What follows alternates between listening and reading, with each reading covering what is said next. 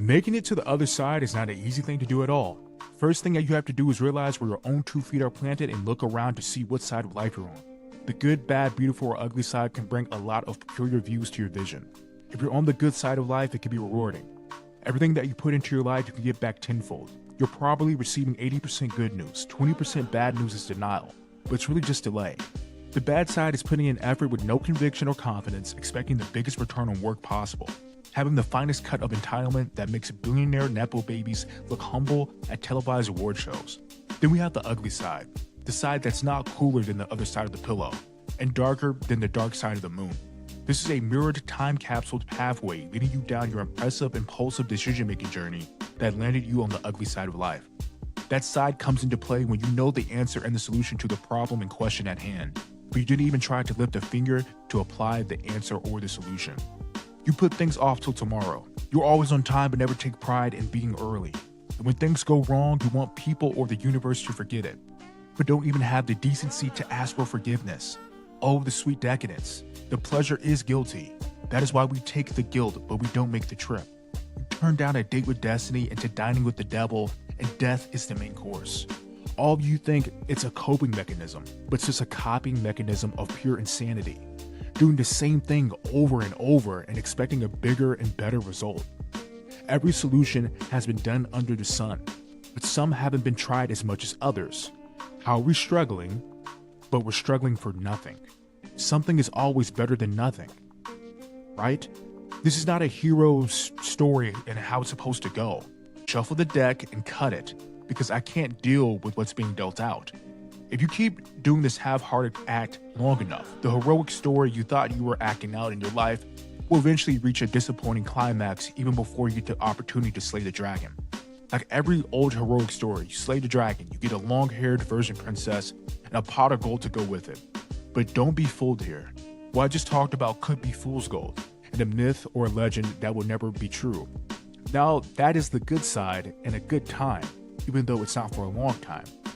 Besides, there's plenty of more dragons to slay and more gold nuggets to count. Now that's what I call a good side turned bad. You're probably wondering right now, when is this dude going to insert the beautiful side and stop all that teasing and foreplay and just stick it in? Long story short, there isn't a side that is beautiful at all. It's up to the person on the side of the good, bad, and ugly of life to decide what's beautiful. The age-old saying still persists in today's time: beauty is in the eye of the beholder. If you're holding a place or been in those 3 places of life, it is your decision to decide what is beautiful about that position. Let me be honest, most people can't even find the sun in the sky on their darkest days, but some still find beauty in their weathered pride. All of the world has a perspective about pride relating to ego and self-esteem, but pride as well has a different side to its coin. You have to flip it once in a while. People still move to Florida even though it rains almost every week there.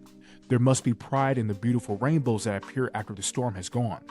People still do 26.1-mile marathons at 7:30 a.m. in the morning. Maybe they take pride in finishing and hitting that runner's high after the 17th mile. People still drive 50 miles a day to get back and forth from work. Maybe they do it to have the stability and security over their home for their children. That's taking a lot of pride in what you care about. All this is not completed without courage to face the unknown fear of finishing. Finishing is not as easy as finishing a slice of pie or drinking the last sip of beer at the end of the bottle. Finishing anything monumental can be just as hard as finishing a marathon, or finishing a delusional deadline given out by your one-trick pony, megalomaniac, middle-aged regional manager at your job. Yeah, that finish is on the other side of the coin. In many ways, it can be better than the dark side of the moon or the cool side of the pillow. Why don't a lot of people make it to the other side of what they truly desire? A couple of points can be made about this question. First, everyone experiences fear and anxiety. In today's age, the word anxiety is thrown around like a hipped-out mating call for trauma bonding. Misery truly does love company, doesn't it? You go to a dive bar and a bartender asks, "How is your day going?" After that, you take a sip of Budweiser or a straight pour of Jim Beam. You reply with a husky, breathy sigh and say, "Anxiety." Then you proceed to pull out a Marlboro 25. The bartender doesn't notice it because they're trying to ring in your falafel nachos. The girl with the small T-Rex tattoo on her left tricep right above her elbow with the skinniest blue teal streaks on her crown sits down 2 seats away from you. She tries to open you up by saying, You look like you just received the best news of the hour. You reply back with a beaming eye contact into her eyes with yes, anxiety. And the trauma bonding begins. She cares about your trauma, but she wants to kill two birds with one stone at the moment so she can get a smoke off of you. If there wasn't a bird to kill, I don't even think she would throw a stone your way. I was a spectator of this exchange taking place while my pool partner lost the bartender's tip money while playing pool with the fellas. Did this happen? Maybe.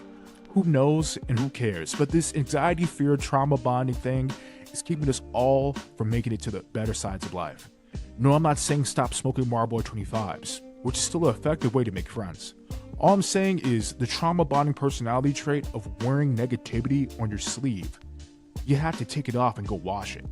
Vulnerability is cool, but how much you want to bet this exchange will keep on happening until the end of time? The rule makers don't tell you about that either. When it comes to making it to the other side, which is time. Time can perch you up in the sky in a decked out box overlooking the World Cup. You can get to that destination if you spend your time precisely and effectively. Unused time can also bury us farther into the ground, so far that you can almost smell hell's sewage system. Is that even far enough? No, that's truly the ugly side of life. We don't have much time to cross into the other side, even if that means dropping off the trauma personality traits for 1 second to get all of our lives together. We know the many ways we can and can't get to the other side if we waste our time or use our time wisely. Let's take a look under the hood and analyze the engine that's going to be running while you're crossing, your attitude and mindset. What was used a lot in the corners of self-improvement communities of men online was the relationship between abundance mindset and scarcity mindset. In this context among men in these chronically online communities, abundance is seen as an ideological way of life or religion.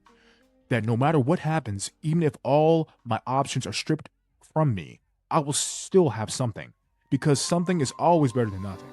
A person with the abundance mindset will always be saying that, especially in the online communities of self-improvement communities, they apply to any and everything in life. Hey, I'm a fat, dirty slob with gingivitis that just got turned down 7 times in Times Square for a kiss. A person with the abundance mindset will still think they deserve a French kiss from the Queen of England. This is also could be the reason sometimes you could be a universally ugly Alabama 4 of a man and still have the entitlement of potentially bagging a Russian 9. Didn't say it happens often, but you get where I'm trying to land this plane. It's all about mindset. There's one little viable mistake that I do see people make when having an abundance mindset when trying to make it to the other side in their lives. They take things for granted or move with an entitled, slow sense of urgency when on the path to the other side, moving like things are already made for them on the other side of life. Every Alabama 4 deserves to approach a Russian 9. But just because you're Alabama 4 with a great attitude or mindset by way of abundance, doesn't mean you deserve the outcome you're lusting for. Nothing is promised, ladies and gentlemen. Now let's revert back to the online self-improvement men committee real quick. They hate the scarcity mindset because it's not what you're doing, it's how you're doing it. In the Google AI definition of scarcity mindset, it means, quote, belief that there is never enough resources like money, time, or love, causing chronic stress or tunnel vision, end quote. Does that even look or sound sexy? No, it does not, but time and time again, actions do speak louder than words, and these are the actions of effective people. I don't accept a lot of things that the ultra-rich or megalomaniacs of the culture do, but I respect one thing that they do, which is their actions. And we can learn a lot about the justification and mindset of their actions. See, becoming better to be better than the rest, a lot of times you don't get there by thinking you have plenty of time to hop, skip, and jump to the other sides. Get there by unconsciously thinking you don't have enough time. Time in the day, time in the year, time in your life. Say it with me now. Time waits on no one. Time waits on no one. One more time. Time waits on no one. I'm not about to tell you to wake up at 4:30 a.m. Do a 15-step morning routine by 4:50 a.m. to start your action-packed, bloated schedule of a day. I'm just letting you know that some high achievers around the globe do that not out of confidence and pride, but out of urgency. Urgency is definitely a characteristic of scarce mindset. I'm grateful you were able to bear with me while I took a trace of scarcity mindset approach from a bad context and put it into a more positive, effective perspective. To sum it up, you can't put a number on time. It is priceless and never settles. People seem to never catch it. Additionally, it's the only true source of scarcity that we have. Value it.